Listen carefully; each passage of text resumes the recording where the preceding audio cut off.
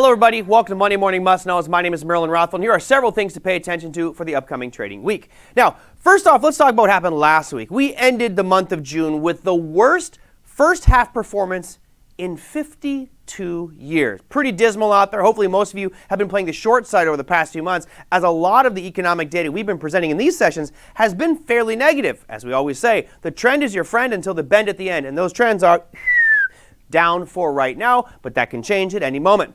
Now let's move on to the good stuff. Of course, this week, you've got a short one. Monday is going to be 4th of July, which means markets are closed, so happy 4th of July out there, everybody. Go out there, light some fireworks, be safe, and if you are going to drink and have a great time with your family and friends, make sure you take an Uber on the way home. That's point number one. Number two, let's talk about, well, we're going to look at things like central banks.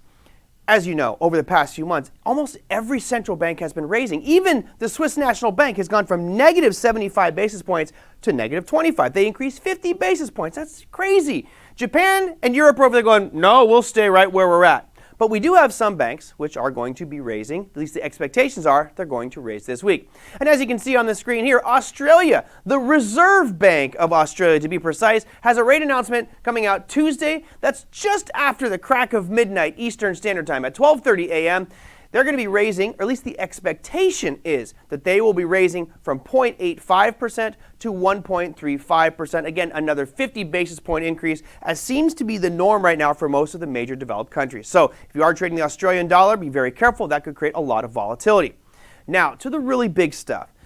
We've talked so much about inflation numbers and growth, right? GDP numbers. What we haven't really addressed recently has been jobs. Now, as you know, in the U.S., every Thursday you have unemployment claims numbers come out. Well, we have some big data happening, and it's not just for the U.S., but we're going to start in the U.S. Here are the 4 huge employment data numbers coming out for the U.S. this week. We start things off with the JOLTS job openings. That's Wednesday at 10 a.m. Now, the JOLTS isn't the most significant, but it does set the tone for the remainder of the week.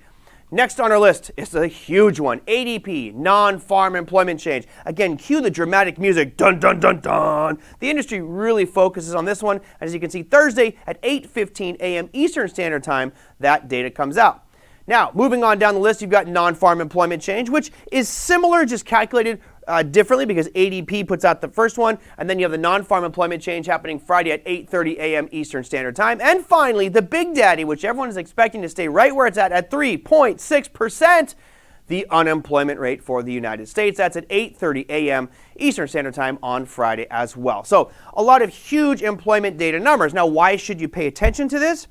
Because there are some drivers for the Fed's decision and rate policy going forward. The number one is going to be inflation.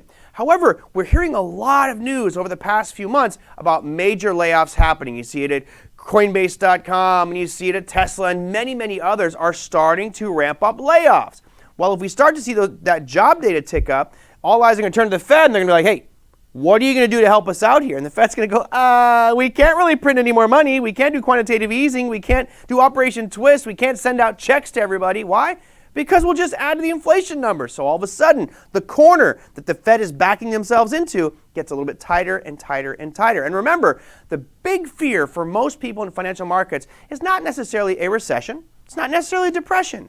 Stagflation is the one that is probably the most dangerous one and the hardest to get out of. Now, what are the components of stagflation? Number one, you have really high inflation. Check. Number two, you have GDP growth slowing down. Check. Number three, you have unemployment surging.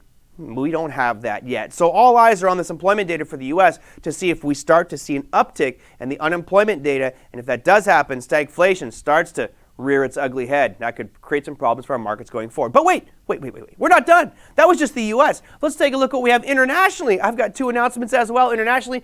As you can see right here, first one's coming out from the Swiss unemployment rate. That's going to be Thursday at 1:45 a.m. Eastern Standard Time. And finally, we round things out with the Canadians, the neighbor to the north. They will give their unemployment rate at Friday at 8:30 Eastern Standard Time as well. Now, that is a ton of economic data. What I'm pretty sure will happen, lots of market movements, lots of anticipation as to what's going to happen when this one reports and then that one reports. So you should see some volatility. And as we started off the show with Happy 4th of July, remember, it's a short week. A lot of people are taking Tuesday off as well, which generally means the markets have lower volume, which means lower liquidity, which means if you send out an order, that same order on a regular day might not move the market, but on a thinly traded day, it could have a lot more volatility. I expect wider ranges for this 4th of July week. Happy 4th of July, everybody. We'll see you next week.